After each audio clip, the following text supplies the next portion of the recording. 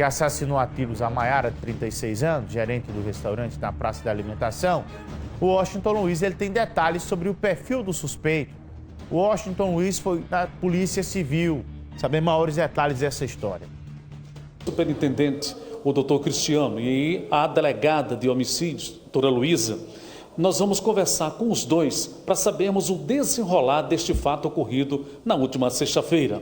Na verdade, é que tudo aconteceu de forma premeditada, de um elemento que de forma isolada praticou este crime. Ou seja, ele estava planejou e executou, porque se trata de uma situação completamente diferente.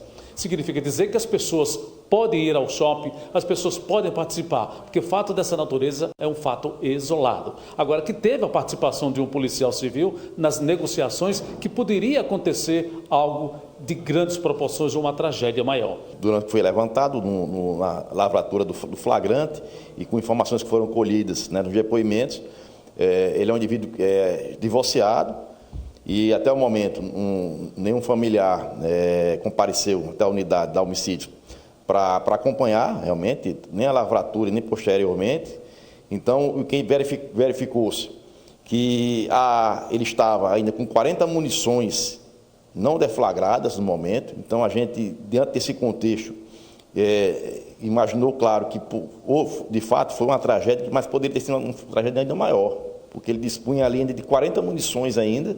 E outra, conforme será mais detalhado pela doutora Luísa, além da perícia que foi realizada no shopping, no local do homicídio, houve também uma perícia relacionada na residência do autor do fato, onde foram encontrados mais elementos informativos, mais provas, inclusive inscrições em uma das paredes lá do local, que demonstra realmente que ele já saiu de casa, né, com o intuito realmente de praticar um ato, né? Pois ele pede nas inscrições lá que não fosse julgado pelo que viesse a cometer.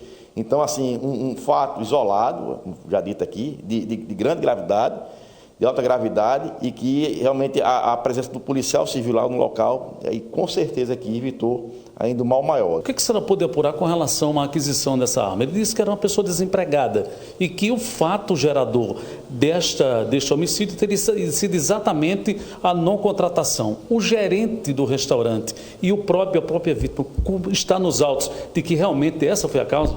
Sim, tudo isso nos autos, inclusive o proprietário do restaurante que estava lá com a vítima por ocasião do crime, ele nos informa que ele chega verbalizando isso, algo sobre processo seletivo, contratação, que ele não teria tido esse retorno, né? E aí no momento que ela levanta para tentar explicar como se dá os procedimentos, ela já recebe lá o primeiro disparo, o que coaduna também com as imagens do circuito de segurança sobre a dinâmica do crime. Na verdade, esse fato que foi transformado em prisão preventiva do principal acusado, o fato gerador foi exatamente isso e as imagens constatam isso. Sim, bem como os depoimentos testemunhais, né? O proprietário lá que estava na mesa, ele informa isso, dessa verbalização. A perícia complementar que foi feita na casa dele já demonstra que ele saiu para o shopping naquele dia com o intento de praticar um ato muito grave, né? Algo, não me julgo pelo que eu vou fazer, né? O funcionário que foi feito refém também disse que ele verbalizou essa questão ali dentro, enquanto mantinha ele refém, né? Que ele não teria tido esse retorno, ela teria maltratado ele, sido descortês. E ele criou essa problemática na cabeça dele, o que levou ali a ele se dirigir para o shopping naquele dia e praticar aquele crime. O policial civil que estava no momento da intervenção, ele foi ouvido. O que ele relatou para a senhora? Sim, ele foi ouvido, inclusive ele é a principal testemunha, né? Porque a celeridade de atuação dele ali foi essencial para que ele, portando 40 munições, não continuasse no intento criminoso dele de fazer outras vítimas. Então ele relata isso, que estava almoçando no momento da oitiva dos disparos, ele já se dirige em direção ao som e aí já visualiza ele no interior do restaurante, mantendo a vítima, que é outro funcionário ali, sob a ameaça da arma de fogo. E aí começa a utilizar os procedimentos, né, que ele tinha conhecimento de tentar tranquilizá-lo, verbalizá-lo. Ele ainda recebe alguns 2 a 3 disparos na direção onde ele estava abrigado, em uma das colunas, né? Porque naquele primeiro momento, por ser policial civil, não estar fardado, né?